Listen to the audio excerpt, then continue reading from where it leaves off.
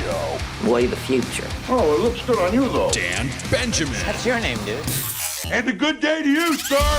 War were declared. You ready? Wait a minute now. Let's go! Yeah, I like it. Now, from the barbecue capital of the world, Look at his face. It's radio, but on the internet. it's Dan Benjamin Live! That's right. Good morning, everybody. It's still morning. It's morning somewhere. It's 10:47 here in Central Time Zone. Let's get ready to have a good show because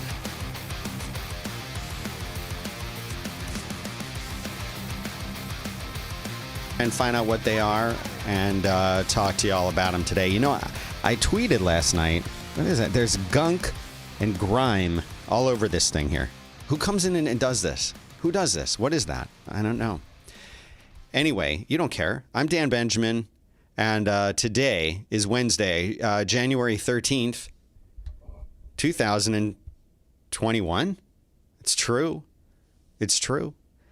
I don't know what's going on. I don't know what's going on in the world. I thought this was going to be a better year. It's nonsense. I have given up all hope that 2021 is going to be some kind of saving year. I'm still positive, still optimistic, because that's the kind of person that I am. But, you know, I asked last night on Twitter, I said, listen, what do you all like about this show? What do you want more of? Do you want more analysis, thoughts, and just me talking about things that are on my mind? Or do you want guests? Do you want more news? And so I have the results of this. It's not completely... Yeah, that's what I wanted to do. It's not completely done yet. I gave it it's a 24-hour poll. A 24-hour poll. Who doesn't want a 24? I want a 24-hour poll. So let me get you the results of this right here, and I'll show them to you. Help me make my morning show better. What should I focus on going forward? 7.8% of you said more news. 7.8%. That's not a lot. 66.7. Now, if it had been 66.6%, I would have shut down the poll and I would have just called it a day. And then people said more guests, 25%. So, and then a couple comments, I'm guessing from people who don't use like the Twitter client who can't vote. There's a lot of people who can't vote because they use, they use something like Tweetbot or something else, TweetDeck. But someone named Gray Flannel Lockdown says, guests is good. No calls from the audience. For the love of God, no calls. So...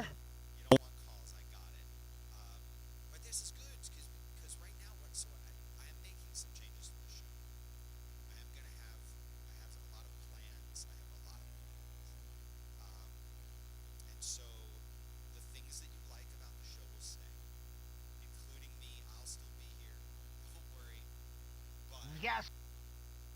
We'll have to see what else happens in the because I'm putting these things into process. It takes the reason I was late starting today is because I got an important phone call about legal issues, legal matters. Nothing bad. Why do you immediately think it's something bad? What's wrong with? Why are you such a pessimist? War were declared.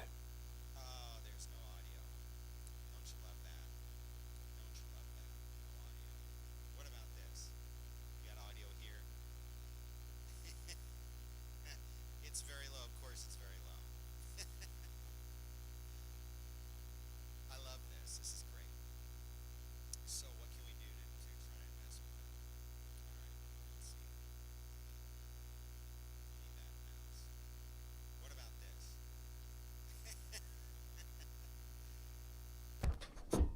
What about that? What if I just kick the cables under the desk? Isn't that great? Isn't it great that it's a cable? Isn't that the best thing in the world? It's a cable. What's the story here? Hold on. What about that? What if I do that? Then what? Then will it have good audio? This is what happened. This thing is burnt out. I've been stomping on it for 2 years. Or 10 years, rather. I got to go plug another one of these things in. This is my mute switch. Okay, so...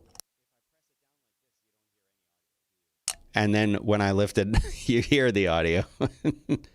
And so you know what happened? Is that my foot under the desk gently brushed against this. And that killed the audio. So, not software to blame, but hardware to blame. But that's all right because all of this other stuff that you can't see is being swapped out today. So I'll get to the bottom of that. But that's what it is. All right. But I'm not starting over. I'm going. Okay. I don't care. A defiant Trump denounces violence but takes no responsibility for inciting the deadly riot. This was an article from yesterday. Right after we recorded yesterday's show, this came out because I wanted to talk about it on the show. Yeah, they're saying it must have been partially muted. Yeah, I know. You're saying in the chat room that no, it has nothing to do with a soundboard. It's physical equipment under the desk that my foot touched. But I have 3 other ones. So I'm going to have to go replace it with those after the show. I just won't touch it with my foot in the meantime. A defiant President Donald Trump insisted Tuesday his speech inciting the riot at the U.S. Capitol was totally appropriate, while at the same time calling for no violence in his first public remarks to reporters after the insurrection last week. You know, he says, they've analyzed my speech, my words, he said. Everybody to a T thought it was appropriate. Everybody thought it was appropriate. Everybody. Don't worry, niblips. You're not that late. You're still here. And you're here and we're just getting started, so you're not too late to do it.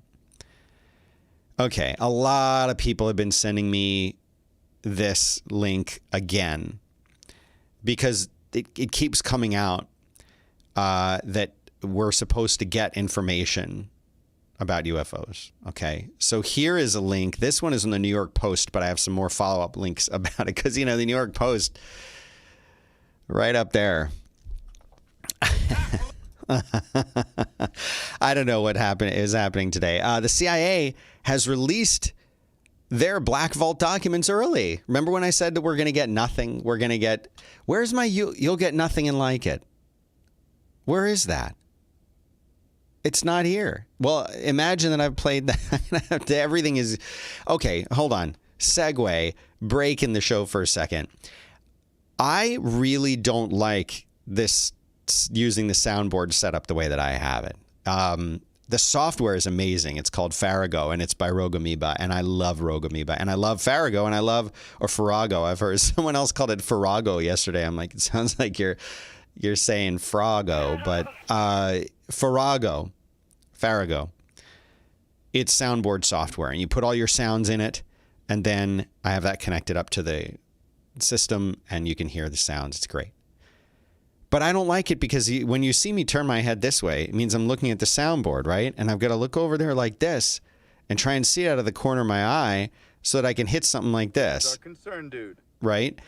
Where I want it, though, is right here in front of me, which means I want it on an iPad, right? So there's some software called Sound Studio, and there's a pro version of it, Sound Studio Pro. And this software has been around for a while. I tried it a while back, and there's the free version you can use and the pro version you can upgrade to. But the problem is, and I explained this to the guy in an email, if you could see this screen, I've got 24 sounds up here on the screen, and I know where a lot of them are, and I can control some of them by the keyboard. Like, for example, right, for example, That's your name. that one. That's right here on the keyboard. That's your name, dude. Just hit Z. Your name, dude. See? It's a little behind the scenes stuff. And that's fine. But it would be nice if it was right here with an iPad. And the problem with this Sound Studio for the iPad, or Soundboard Studio rather, is it doesn't have the ability to show more than like 8 or 9 sounds on the screen at one time. I cannot be limited that way. I cannot be limited. That's like giving me a Ferrari and saying, yeah, but you can't take it out of reverse. Who works like that? You need the sound's got to be right there. Right there. Right there. You need them instantly. When I want to have, see, I need that. I need that to be right there. Right there. I don't want to have to go searching for it. I don't have to go scrolling for it. I said, can't you make them smaller? He says, no, you can't make them any smaller, but maybe I'll add that in the future. So right now I've got this system. That's what I have to use. Got no choice. Have I looked at Backpack? Slugor says. Boss Jock. It used to be called Boss Jock. I tried to find Boss Jock actually just yesterday, and was not able to find it at all. So, is that what it's called? Is that what you're telling me, Slugor? That it's called Backpack now? Elwin is saying, will there be no future action against Trump about this? Well, it's interesting that you mentioned that, because just before I started the show, I noticed that the House is currently debating the impeachment. And there's actually a link that I can put into the show notes. It just came out 8 minutes ago. It says, here's what it looks like outside the Capitol, right? As they're at the moment inside of it. Faces the prospect of being our country's anti-democratic party. I don't want this garbage to play. Thanks, CNN. But so they've got National Guard members all surrounding it. And inside at 12:15, which is 11:15 my time, 12:15 Eastern time, they're going to start talking about the debate. Right now, they're voting on the rules governing the impeachment. So this could happen. He could be impeached. But back to what I was saying is about the CIA releasing these documents. If you've looked at these things, they're incredibly redacted. So what I did is I actually found the source of someone who's actually gone through these. It's a website called The Black Vault, which just screams credibility. And this article is the UFOs, the CIA's collection. Well, what these folks have done, and I do like this site, and I do like what they do, to make this kind of thing available to regular people like me, is they're working on a video presentation about it, which is cool. But they basically released this, the CIA released this in CD-ROM format. It's 2,780 pages. And just to quote them, they say, the contents of the original CD-ROM as received is multi-page TIFF files, not searchable, with corresponding text files, which are useless. The second link is the converted records, wherein the Black Vault converted each TIFF file to PDF and made it searchable. So if you want, you can go to this website, which is in the show notes, and you can download, it's 342 megabytes of searchable PDF files. But I'll tell you what, they're horrible.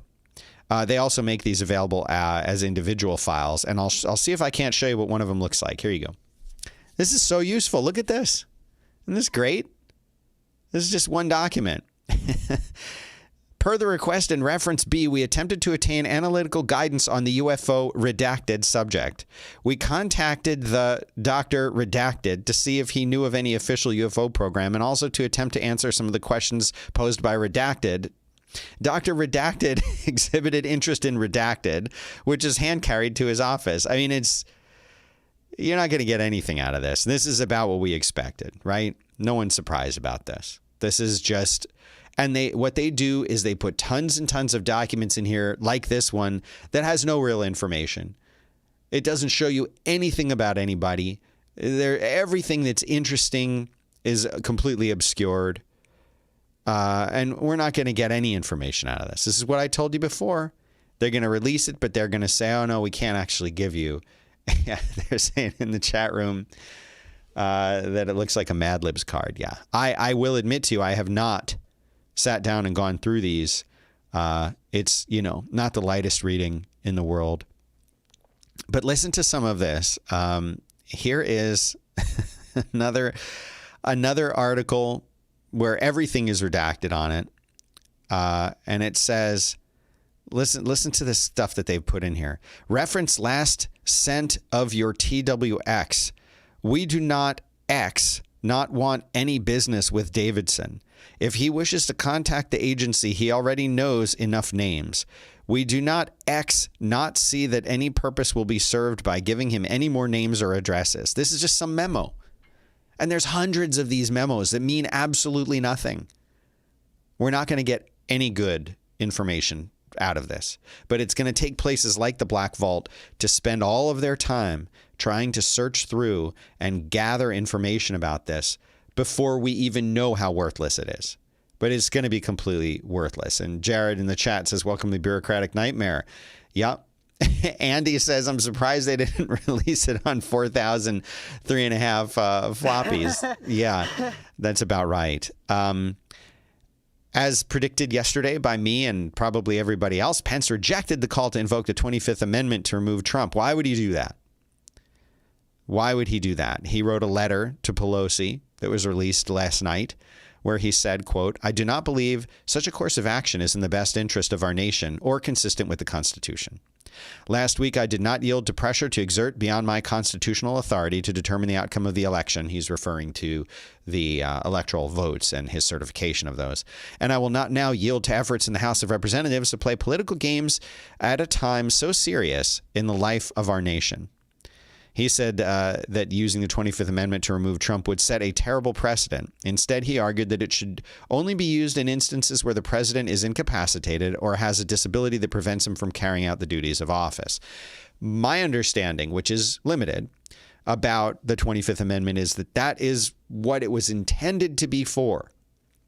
In other words, a president is incapacitated or has a disability that prevents them from being able to carry out the duties of the office.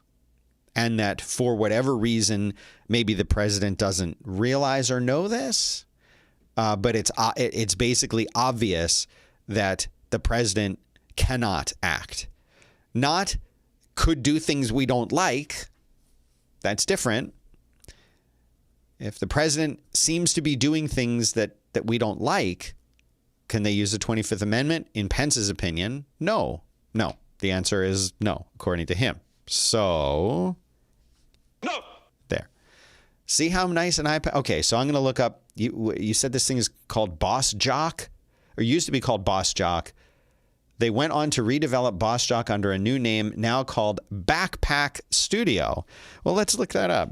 Backpack Studio.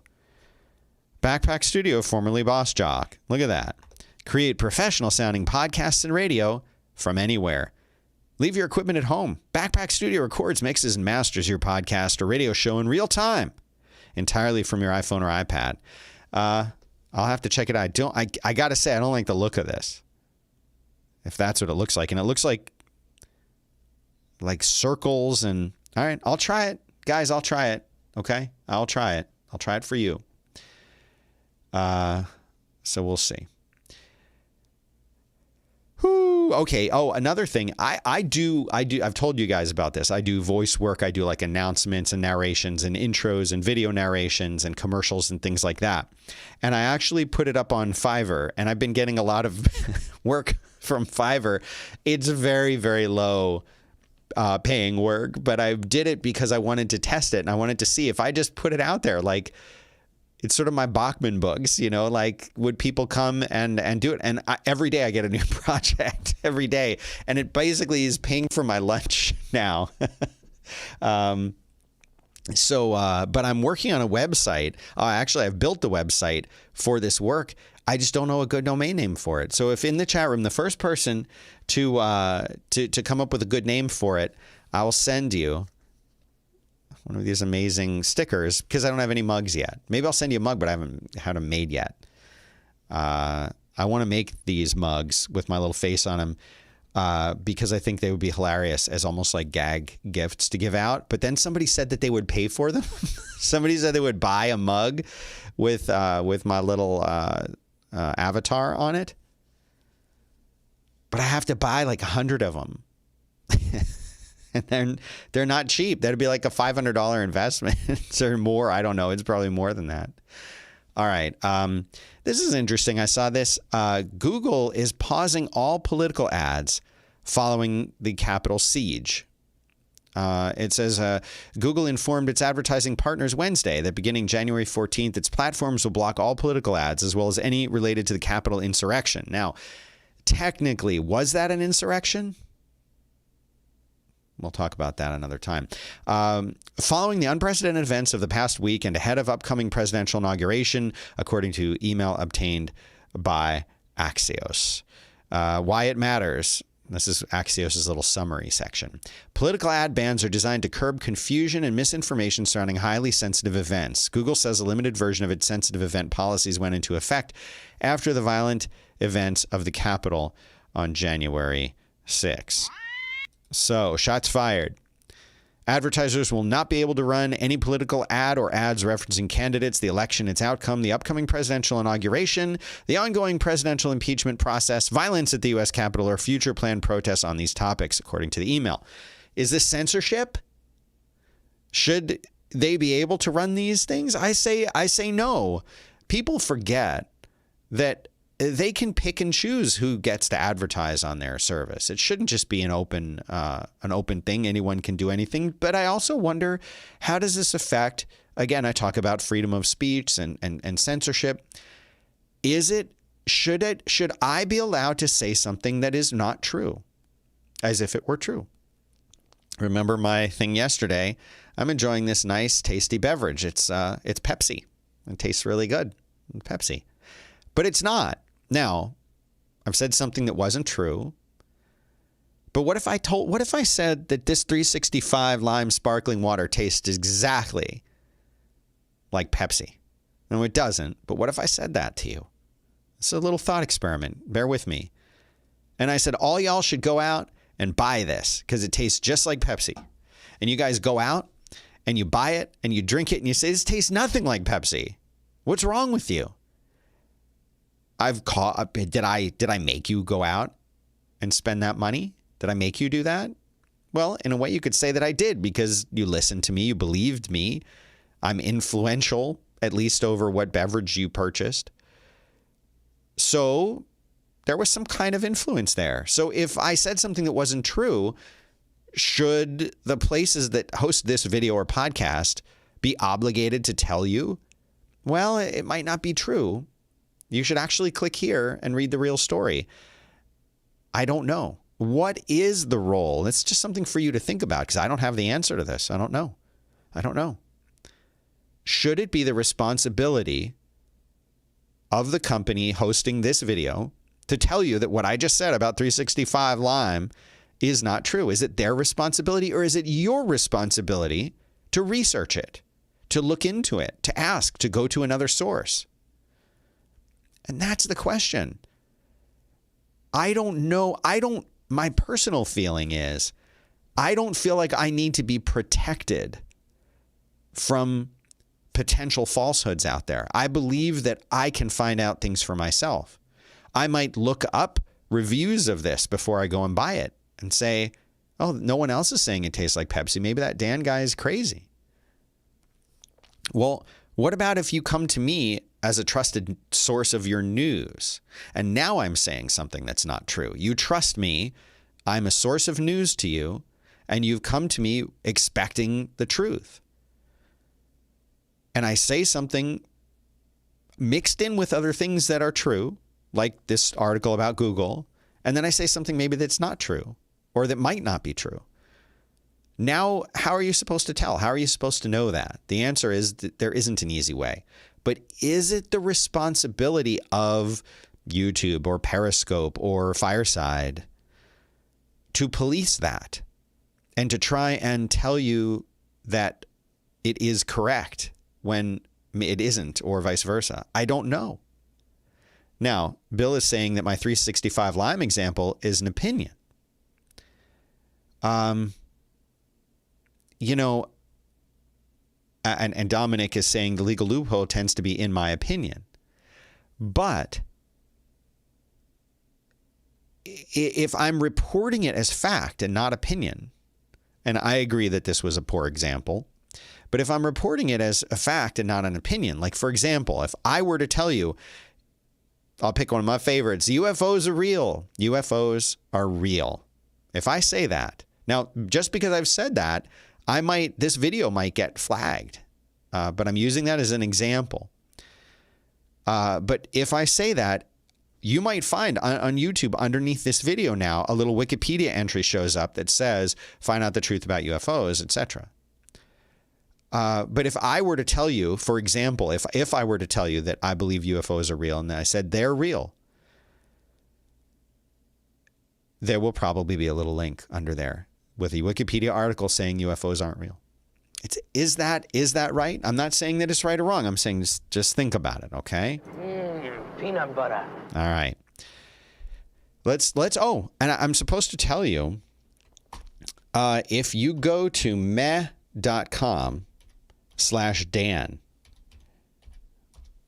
that affiliate URL will give me, I'll get a tiny little piece. I'll wet my beak a little, just a little taste of the stuff that they're selling on Meh every day. So if you're already going to meh.com every day to see what cool stuff they have, and they have a lot of cool stuff there, just go to meh.com/Dan. That's it. And I'll get like a couple cents, I think. But try it. Because here's the thing. Look what they have today. It's so fun. It's between $22 and $30. I go here every morning. I just look at Meh to see what they've got. This is called a iHome wireless charging lamp. A wireless charging lamp. What we have here are a selection of iHome lamps with built-in charging pads. The styles range from simple and subdued to more modern, and really, that's all there is to it. So these are these different lamps. So look at these different pictures of, I got to hold the mouse over this. So look at this. It's a lamp, and it's got, look at this. You can see the USB-C and 3 regular USB ports. And this is this kind of glowing color LED lamp, right? And the charging pad on there. Look, isn't that cool? Oh, look, this could be you. Waking up to this glowing light. I may actually have to buy one of these. I like this, but look, it's got charging right there for your phone. You put your phone on there and you can plug in your devices to it and have it right there, right by your, look at this. Look at they're all jacked into everything. They've got their iPad going. They got 2 phones. They got cables. They got the lamp cooking. And this one looks like a regular lamp with a fabric cover. So people are going to walk in and say, oh, you just got a dimmable lamp. And you're like, still need that soundbite. Look at her. Look at her chilling out. She's like, I don't care about COVID. I'm going to sit here and watch Netflix next to my lamp while my phone charges. Go check it out. So you can go and buy this thing right now. I am going to buy one of these, I think. So anyway, go to meh.com/Dan every morning when you go to Meh, and I'll get a little bit of. Thanks very much. Chick-fil-A has taken the top fast food spot in MBLM's brand intimacy COVID study. And I need this one. Wait. I'm sure in the miserable annals of the earth, you will be duly enshrined. Chick-fil-A. This is big news.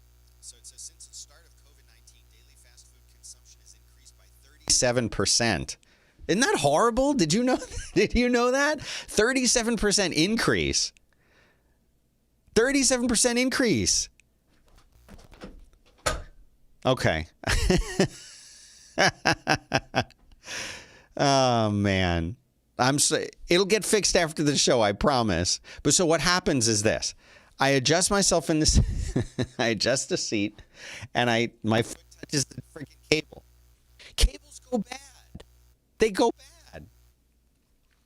Anyway, this is all going to be better tomorrow, I promise. All right. So Chick-fil-A regained its 2019 ranking. Apparently they were at the top of this in 2019. Basically, McDonald's moved up 1 spot to 2nd place, and Starbucks moved to 3rd. Okay. How about now? Is it staying? You know what I'm going to do? Hold on.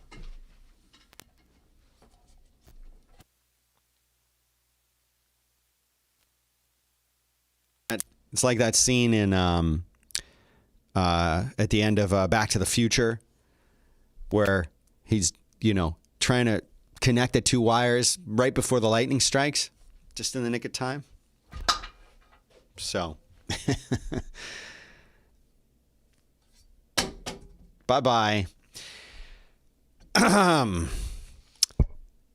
let's talk about fast food. So in case you didn't hear me, it's increased by 37%. That you people are eating horribly. You people are eating horribly. What are you eating all this fast food for? It says, despite daily consumption increases, the fast food industry has been severely affected by stay-at-home orders and initial closings. However, consumers have been severely affected by stay-at-home orders and initial closings. However, consumers have been more emotionally connected to fast food brands during the pandemic, says Mario Natarelli, managing partner of MBLM. As we return to normal life, fast food brands should find a way to reference what we've all been through together and how they have reliably comforted us through the crisis. So here is the top 10 brand intimacy food brands. Number 1, do you like how this grows a little, embiggens itself a little bit when you mouse over it? So Chick-fil-A is at the top, followed by McDonald's, and then Starbucks, KFC, Dunkin' Donuts, and then Domino's Pizza, Pizza Hut, Subway, Taco Bell, Wendy's, number 10. But why Chick-fil-A? What is it about Chick-fil-A that's so interesting? I don't know. Where do you like to eat? Do you eat this fast food? Are you guys... Okay, wait, what? Says the guy... Jared... I was just talking about how amazing the Burger King logo is. I worked at Burger King. Did you know that? My first job was at Burger King. So I was 12 years old, living in Florida, and I wanted to have a job because I wanted things. We were poor and we couldn't afford anything, and I wanted something. You know what I wanted? I wanted some video games, and the only way for me to get it was if I worked myself. So I found out that the legal age to work was 14. But if your parents sign off on it, you can start work at age 13. So I turned 13 and that weekend started working my first shift at Burger King. And your first job back in those days, in the 1900s, was you start out putting the burgers into the fryer. Now, when they or flame broiler, actually, I'm sorry, not fryer, flame broiler, because Burger King is flame broiled, just like they say. You ever seen the commercial where it shows the little burger patty moving like this, and there's like flames? That's real. That's not BS. That's actually how they make the burgers. They've got a big flame broiler. It's about, well, I'll show you. It's about this wide. It's actually about this wide, and it's got 2 conveyor belts inside of it. The one on top is for the burgers. The one on the bottom is for the buns. And I'm not sure if it's still like this, but I imagine it would be because it was good back then and it seemed to work. It should work now. And they had a cooler that's about waist high that sort of slides forward and back underneath the tray that comes out where you put the buns. And inside of this cooler are the frozen patties. And then back behind you on the wall, there would be a very tall stack of all the buns. And it was your job to get new stuff out of the cooler when you ran low and new buns to stack up if you ran low. And those would be back in like the cooler and storage room, whatever. And so back in this day, in the old days, bare hands, no gloves or anything like that, you would reach down into the cooler and there would be the patties of burgers. And of course, if you take a stack of burgers this tall and they're all frozen, they're stuck together, right? You can't get them apart. They're stuck together. You would have to take your bare hands, 13-year-old little Dan, bare hands trying to pry these things apart, smashing them inside of there. And you didn't want them to break because if one broke in half, like they could potentially dock that out of your pay in those days. So you would have to break these things apart, and then you'd put the burgers on the top part of the conveyor belt, and then you'd go behind you and you'd grab the buns out and you'd put the buns opened up on the bottom conveyor. And so the bottom conveyor kind of took the buns under the frame broiler and would kind of just gently toast the top of them. And then meanwhile, the patties are going through on top, getting cooked on top. And then at the end, there was this like tray that they would just sort of like flop out onto. And then you had tongs. And then you would take the bun and put the burger patty onto the bun, close up the bun, and put it down into these. They had these little steamer trays with little lids on them so you could kind of try to get ahead of the lunch rush. So you might have a burger being kept fresh and warm by the steamer for just a few minutes. It was never more than a few minutes. And so this was my job. And so on the one hand, you're standing behind a flame broiler and it's like 95, 100 degrees behind this thing. But you're putting your hands into something that's like frozen temperatures.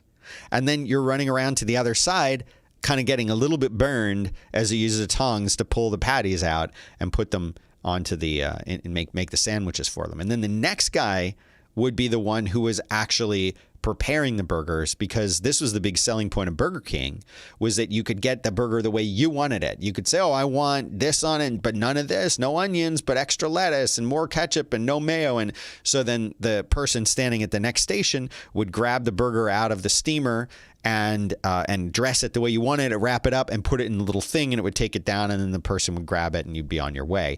And the fries were over there. And fries was like when you got promoted, you would be promoted to doing fries. That was like the next level of training that I never made it to. I was not good enough to do the fries. So anyway, this is basically the concept of Burger King. And you had to get your own little uniform, which is like a shirt and these brown pants. And so it was a really good first job experience, because it was so bad that any job I've ever had since has been better, because I had like the worst job at Burger King. I also had to sweep, I had to mop, I had to clean the bathrooms, and I had to take the trash out. And so that was my job at Burger King. And the hours sucked, and I wasn't given any breaks. And I remember it used to get so hot behind this frickin' broiler. Oh, hold on. I've got one. Oh, it's burning more. It's getting worse. Hold on. Ah. Yes. And I have one where he just says, oh, it's hot. But where is that? I can't find it now. That's the one in the intro. So I snuck a cup of water, and I would put it in this one little part where you couldn't really see, right beside the broiler, because I would be sweating bullets in here. And I would just take a little sip of this little cup of water and hide it. And I would fill it up with ice, and like all the way up to the top with ice, and then just a little bit of water. And after about 5 minutes, it would be completely melted. But I didn't care. It was water. And then the manager saw me doing it. He's like, you can't have any beverages back here. I'm like, but I'm dying back here. He's like, I'm sorry, you can't have any beverages. You can't have any beverages. I'm sorry. You just can't. No beverages. So Chris says all kids should be forced to work in fast food. Now, here's the thing. I will say this. It was always very clean. It was very organized. The food was delicious. And it was actually like they were really giving you what they said they were giving you. You were getting a flame broiled burger, and it was fresh and it was good. And although working there was really hard, I never had anything bad to say about Burger King. All of the like rumors of what people would do, never saw any of that, at least the one that I worked at. People were honest and hardworking, and the job just was really hard. But it gave me a really good work ethic, and every job I've had since has felt super, super cushy. Yeah, I do like the Burger King logo, and I do want the shirts and stuff, but I wouldn't say that Chick-fil-A is anything to me. Chick-fil-A. Are people like brand loyal for things because of the brand? Like I hear this all the time that people are brand loyal. Like today I'm wearing a Casio G-Shock watch. I need to get my little camera thing set up so I can show it to you better. But I dig this watch. And would you say that I'm brand loyal to Casio and to G-Shock? If I was going to buy a digital watch, they would be my go-to watch. They would be the ones I would start with. But if another company made a watch that was better than a Casio, better than a Casio G-Shock. I'm not talking about watches in general. You guys know I'm like a Rolex nerd. I've got a Rolex. But I'm talking about digital watches. Like would I buy a Timex watch that was digital instead of a Casio? Sure. If it was good, if it was better, why wouldn't I buy it? But am I loyal to Casio? Loyal would mean I'm going to stick with Casio even if there's something else that's better. And I don't recommend anyone do that. That seems crazy. But Casio is the best, by the way. So I'm loyal to the best. How about that? Whoever's going to make the best, I'm loyal to them. Oh, this is a neat article I found just before the show started. Turtle Beach, who makes headsets, has acquired Neat microphones. Turtle Beach does a lot in the gaming space. I know this because my son is into this kind of stuff. I actually have these microphones. And you know what's funny is you see these lights behind me? These lights behind me are sitting on boxes to raise them to the right level. The boxes are the boxes that I got these Neat microphones in when I got them. So these Neat microphones, and actually these two that are shown right here are the two that I have, and those are the boxes that are holding up the lights in the background. Anyway, Turtle Beach has bought it. They don't. Neat was started by the original founders of the Yeti, and so these are pretty good microphones. They're not all of them are bee themed, meaning that they don't all look like this. You know, if they weren't in boxes, I would get them out and show you right now. I think I'm supposed to do a review on them, but that's kind of cool. And I wonder what's going to happen. But yeah, look at this. The Verge did a whole thing talking about like the best beginner podcast mic. And I'll tell you what, don't get any of these for your beginner podcast mic. Don't get any of them. Get the Samson Q2U. That is what I want you to get. The Samson Q2U. It's like 70 or 80 bucks. It's got XLR and USB inputs, which means you can plug it right into your computer without any drivers. It just works. You plug your headphones into it so you can monitor yourself. It becomes the sound output device for whoever you're talking to. It's perfect for Zoom. It's perfect for podcasting. It's a dynamic mic, so it automatically rejects all of the background noise. None of these are the mics you should get. Wrong. You're wrong, wrong, wrong. So what? You are. That is incorrect. That's right. It's not his fault. Okay. And you know what? It's time to talk about weed. Top Texas lawmakers are saying that a medical marijuana expansion is on the table for 2021. I've known about this, of course, and anyone who follows this kind of issue, get out of there, knows the truth. And the truth is that it is about time to legalize this everywhere. Now, I'm not one of those people who says weed should be legal no matter what for all adults. I am perfectly okay saying that it should be people start off with medical. I think that's the right way to do it in most states, especially a state like Texas, where people are very uptight about this kind of thing. You can go to your drive-through alcohol liquor store. You can go drive through and get your liquor, right? That's fine. You can buy as much of that as you want. We know that alcohol causes addiction. We know it's addictive. We know that it's harmful to people. And we know that if you drink enough of it in one sitting, you'll die. So let me just review this again. Alcohol is poisonous. And if you drink enough of it, you will die. And if you drink a little bit of it all the time, you will die. These are facts. This is proven, right? If I got 3 or 4 bottles of vodka and drank them, I would die. It probably wouldn't take me more than maybe 1 or 2 of them to kill me. I could go right now and buy those 2 and sit them here and start drinking them. And I could drink them in front of you right now, right here, and die. Okay? But that's legal. It was not legal to kill yourself, I guess. Is it illegal to kill yourself? I don't know. But it's legal for me to go and buy that. And we know what alcohol does to the liver. We know what it does to your overall your system. We know that it's harmful to your brain. But that's fine. But marijuana or cannabis, marijuana is a made-up word. Did you know that marijuana was an invented word to make it sound scary? This is true. Google it. Anyway, Texas lawmakers are returning to work for a new session. The new session starts this week. Leaders of both chambers of the state's legislature said that they expect to see action on marijuana bills this year, particularly when it comes to expanding the state's limited medical cannabis program. But both top legislators noted that the sweeping reform in the form of recreational legalization is unlikely, in part due to skepticism in the Senate. So the last time that these bills came up here in Texas, the House voted yes. And the Senate said, we ain't even gonna hear it. Don't even send this bill to the Senate. We're not gonna look at it. We're not gonna review it. We don't care about it. Medical, recreational, decriminalization. No, we're not hearing any of it. And that's because the people here in the Senate in Texas are completely out of touch and ignorant about the tremendous benefits that cannabis can have for so many people who need it for medical reasons. I'm not talking about people who just want to get high because they want to feel good. I'm talking about people who have chronic pain.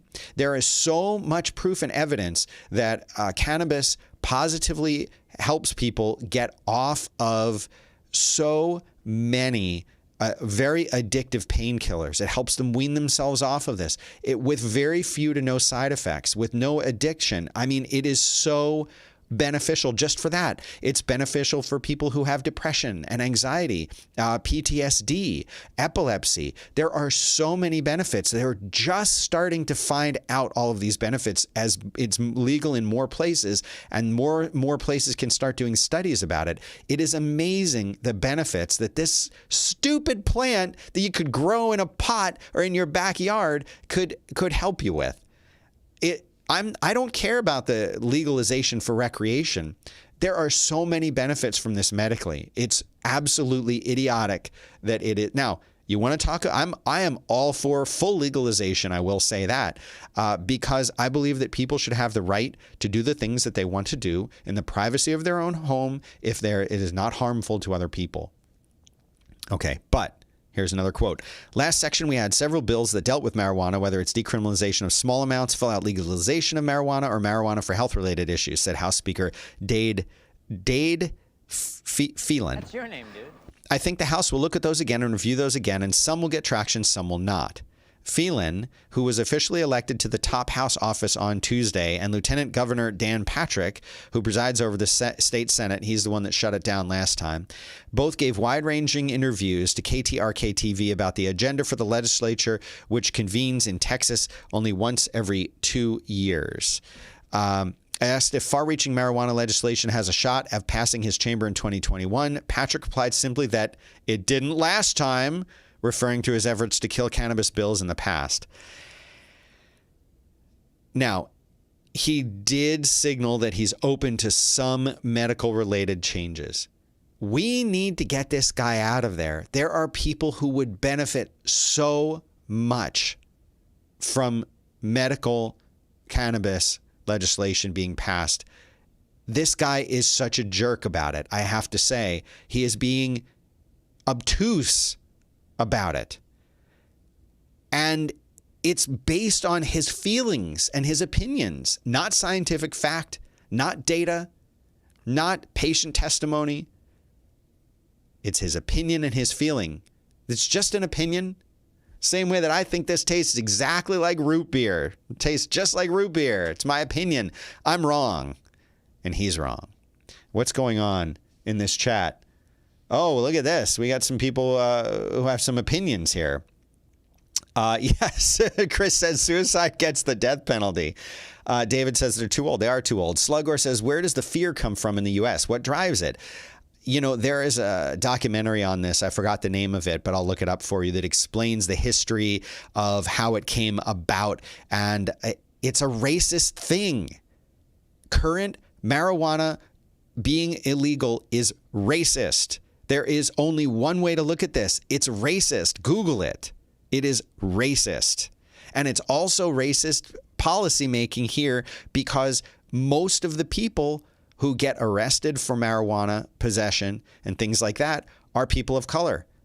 Overwhelmingly people of color. It's racist to begin with, and it's racist in its enforcement, and there is no denying it. And people who want to keep this legislation in place by supporting it are themselves racist. Google this, friends. Google it. Chris says Dan's asking why fast food is up. Well, there you go. I guess it's my answer. Jared is pointing out that the cotton industry, among others. Why? Because they don't want hemp. Dan Patrick is no friend of Texas. You might be right. That's David saying that. Is hemp still illegal? No, hemp is legal here. Hemp is legal here. Chris says the reality is that if you blow open marijuana, it's going to be taken over by Marlboro and Co. You know what? So what? I mean, it's not good, but there would still be competition, just like there's competition to Marlboro right now, American Spirits, and you can actually just go and buy tobacco and roll your own. Another thing that we know is bad for us that we can do. Is there anybody alive right now who thinks that smoking tobacco isn't harmful? Let me say that another way. Does anybody think that smoking tobacco is good for you or doesn't have harmful side effects? Is there anybody out there who thinks that? I don't think so. There are people who might say, I don't care. Or there are people who might say, well, I'm addicted, so there's not much I can do. I can't break the addiction. Fine. But I can go right now to the gas station around the corner and buy a carton of cigarettes and start smoking them and give myself lung disease of some kind. I could give myself a variety of problems just by doing that. But that's legal. That's legal. Anyway, what do I think about this? Well, here's another quote. And this is a quote that is, I believe, also Dan Patrick. We're always listening on the health issues, but we're not going to turn this into California, he said, where anybody can get a slip from the doctor and go down to some retail store and say, you know, I got a headache today, so I need marijuana, because that's just a veil for legalizing it for recreational use. Now, wait a minute. What's so bad about that? You're saying that if weed could help me with a headache that I had, that I shouldn't be able to go to a store and buy something that would help me with a headache, that is not addictive, has very few to no side effects, no health problems with it. But I can't do that if I have a headache. Well, I'm glad, Dan Patrick, I'm really glad that you're making it so that I can't do that if I want to. Thank you. I appreciate that. Oh, you have lower back problems? You have chronic pain? No. Go and take these painkillers that big pharmaceutical companies have manufactured. Go get those and get addicted to those and become dependent on those. And then when you can't get your prescription refilled and you can't buy them from your friends, switch to heroin, because that's what happens. That's why you get housewives addicted to heroin and people who got hurt on the job addicted to heroin. That's why. And then they're going and buying heroin. How do you like that? Because they can't get their weed because it's not legal. Thanks, Dan Patrick. All right, I better stop now. I've said too much as it is. That's all I've got for you today. I'll be back tomorrow, trying to get here a little bit earlier in the day. I know you want me to be here earlier in the day. It is a morning show after all. All right, how do you support me? Like and subscribe. It's a great way to help support the channel. I notice when I look at the stats that most of you visiting are not watching on YouTube, and you're not liking and you're not subscribing, but it's the only way to help me grow this channel. But if you do like the work that I do, and I hope that you do, go to patreon.com/Dan Benjamin. That's me. I feel like the work that I do for you is worth $5 a month, but you might not think so. You might think it's only worth $1. Whatever you want to give me is fine. I'll take it. I appreciate it, and I appreciate you tuning in. Again, I'm Dan Benjamin. You can find me at Dan Benjamin on Twitter and Instagram and YouTube and pretty much everywhere else, Periscope and the rest of the world. That's all I've got for you today. I hope that you have a really good one, and I'll be back.